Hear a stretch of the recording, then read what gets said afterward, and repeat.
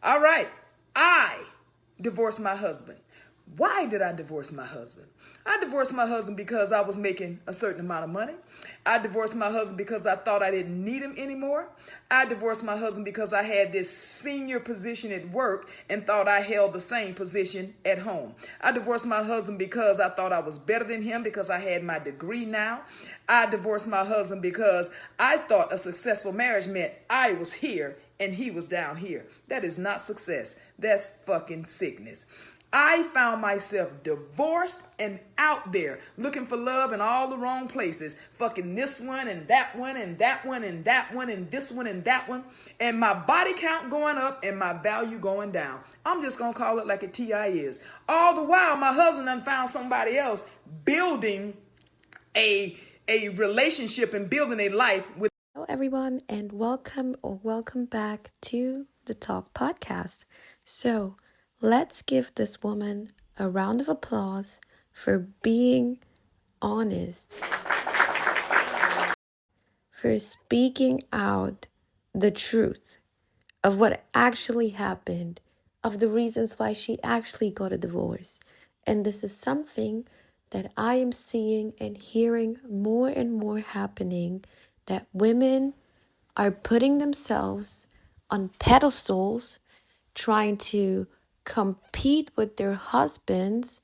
And when they reach a certain level in their careers, in their jobs, or when they start earning more, they start thinking of themselves as better than the husband. And in a woman's mind, it can happen that she starts thinking, oh, I am better. I deserve better. He's beneath me because he's not in the same financial bracket as I am. And she's going to put that so deep in her mind and look away, completely ignore all the other areas that her husband is actually doing great. He's actually performing. He's actually doing his part. He's taking care. He's responsible. He treats you right. He's a man of his words. He's a great leader. He is honest. Like, all the other great attributes that he has are not going to be respected or are not as valuable because she is now only looking at, so I am making money now. He's not reaching or he's not on my level anymore. And that would be reason enough for a lot of women to break up their solid home, their solid relationships, and the guidance and the protection and the love that they are having at home just because money is everything. I'm going to put up an assumption real quick, and I need to go back to what I said. Applauding this woman is really just for her being honest and not sugarcoating or pretending or lying about the situation of why she decided to get a divorce. I am not supporting the idea of it is great to just get a divorce because of these things. I think that's completely wrong. But what I do appreciate is that she's honest and she's accountable for her choices. And it might be that she's accountable now for her choices because she's realizing that the grass is not always green on the other side, and her making money and, having a new status and a better degree and all of those things are not going to help you in the dating world. Meanwhile, her husband, who she used to look down upon, is living his best life. He got into a new relationship and they are building life together. They are enjoying each other's company. So I hope you guys don't get it twisted. I am not supporting divorce, especially not for nonsensical reasons like this. I only appreciate the fact that she's honest and not lying about what actually happened. So let's come up with my assumption. What I could think may have happened in their relationship is that he was mainly the support system. He was, also working or even possibly being the breadwinner in the relationship early on, which possibly have opened the doors for her to be able to focus on her career as well, or to go back to school, or, to kind of do certain things that are going to help her achieve a new and higher status or get a better degree. So now that she has gotten that degree and that new position and has been able to earn a bit more than she's possibly been used to prior, the whole way that they got there or that she got there has completely been forgotten.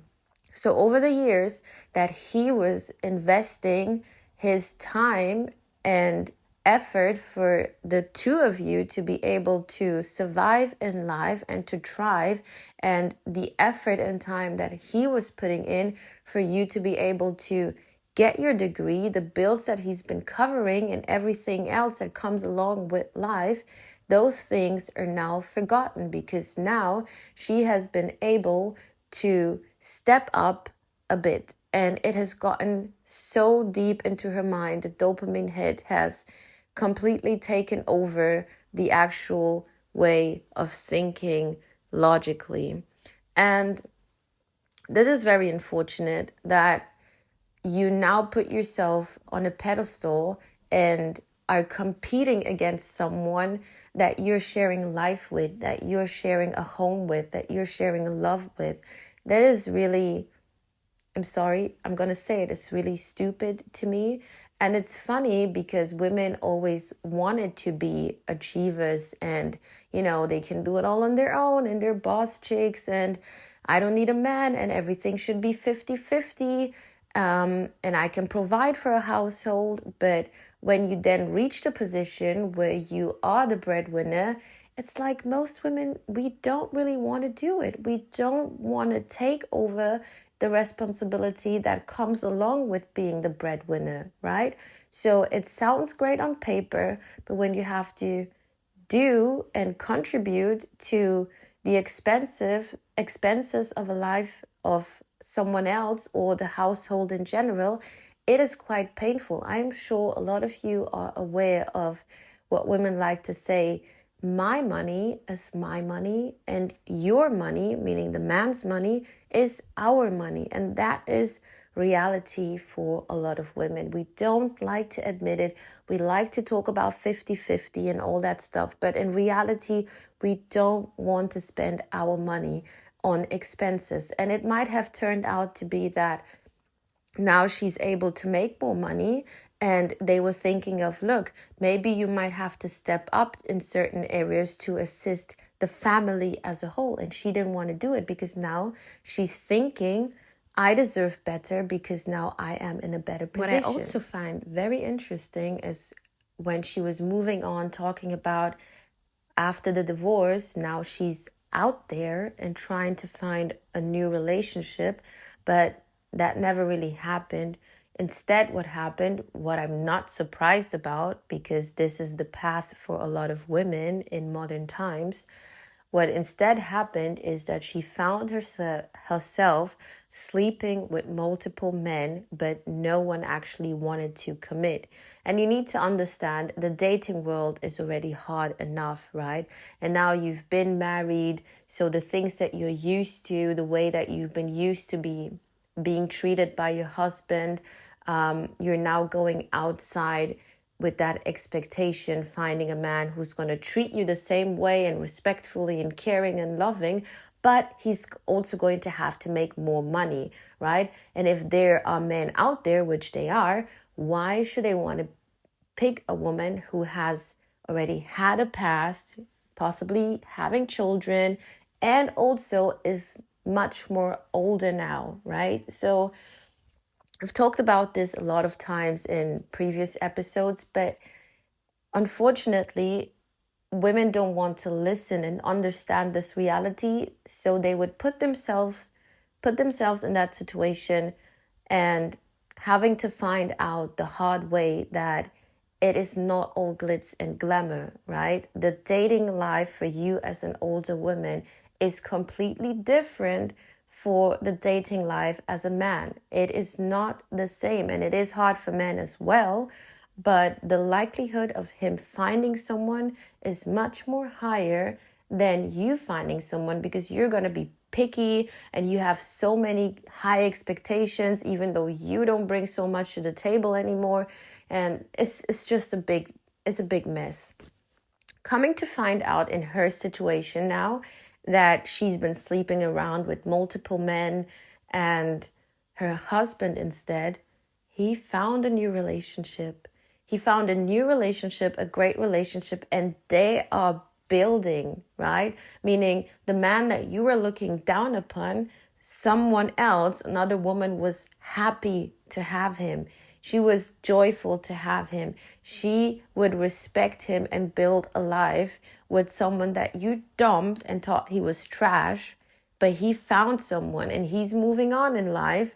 But you're now strong and independent, making much more money. I don't know how much he's making, and having your degree, but you're not getting the outcome you want. Instead, your body count is just growing. Your value is, declining, is going down. And all you're doing is collecting trauma, disappointment, bad experience. So I think what has happened is the reason why she's sharing this, hopefully, because she wants to educate other women on not to do the same mistake, or be aware of what could happen if you choose to do this. Because just breaking up a healthy relationship, a relationship that has been going on just because now you're making more money, is really stupid. It doesn't make sense, right? And if you were a family, you should be able to contribute into your family household. But you were selfish and thought of yourself as better, so the husband you had wasn't good enough for you anymore, and you decided to break up, to get a divorce for no reason but your status, the new status that you have achieved. And one thing that I think some people know, some people might have heard it, but they don't really understand it, is that women will date on their level and especially above. We are hypergamous. And I might talk about this in a different episode. There are valid reasons why women are more picky and why women are hypergamous, right? We get pregnant, we are more vulnerable, we put ourselves in a situation where we need to cater our time and, our life to another human being. And that child in the very few years or in the early years is, helpless. So a woman needs to be sure that she is with a man who's going to be a provider. So in that case, I get it. It makes sense. While men, on the other hand, they are willing to date below. So they would date on their level, fine, but men would also go far below their level when it comes to income. They don't care if you're making as much money or if you're not even working. That's why you see a lot of times a man with a high status and great income can walk through life and be interested in a woman who works at Starbucks, because those are things men don't care for. They don't need us to be high earning and high achievers and competitive in our work life. While for women, we are drawn to men who are successful. So it is important for men to be the best they can, to become great in whatever space they are, to be financially stable, to be mentally stable, physically stable, because those are things that women are drawn to. But at the same time, we need to be realistic. Not everybody is going to be a millionaire. And if you found a man who has a stable job, who has stable income, he's doing good, even great in his life, and he's with the average income or above average income, able to provide for himself and someone else and a family, you should be actually grateful for that. But to now expect that the person you started a relationship with, knowing this is the path he took, knowing this is the job he has, knowing this is the income he has, and now suddenly after 4 or 5 years, expecting that his income is going to grow exponentially out of nowhere just because you were lucky to kind of, snatch a great job or get a new opportunity, that is a very unrealistic way of life. It doesn't work like that. And a lot of women don't understand how finance work. They don't understand how hard it is to actually be one of the 10%. If it was that easy, everyone would be, right? And putting so much pressure on someone, not understanding that, look, you are already one of the 20% of people if you're actually having a home, a job, a car. A lot of people on this earth don't have that. And the expectations nowadays are just insane. I get it. You can want whatever you want. But I also think we should learn how to appreciate what we have. And for men, I think it is very important to be financially stable. As I said, no one is expecting you to be a millionaire or a billionaire or have your own company and all of that. Not everyone wants that, and not everyone is built for that. But why I say this is for situations like this, because you cannot rely on a woman helping you out. That is not how we are built. That is not how we think. In most cases, we are very selfish. Unfortunately, I'm going to say it how it is. So you as a man, you need to understand that there can be a situation where she's going to be out of this game and you're left on your own, and you need to be able, in whatever circumstance, to take care of yourself and to keep building for yourself. Because if this woman doesn't want you and appreciates you, and you take care of yourself and you keep going in life, I bet you're going to find a great woman who respects you and who's going to appreciate what you bring to the table. And I mean, a lot of men in the West, they are actually tired of having to interact with women in the West who are been so indoctrinated by the feminist mindset.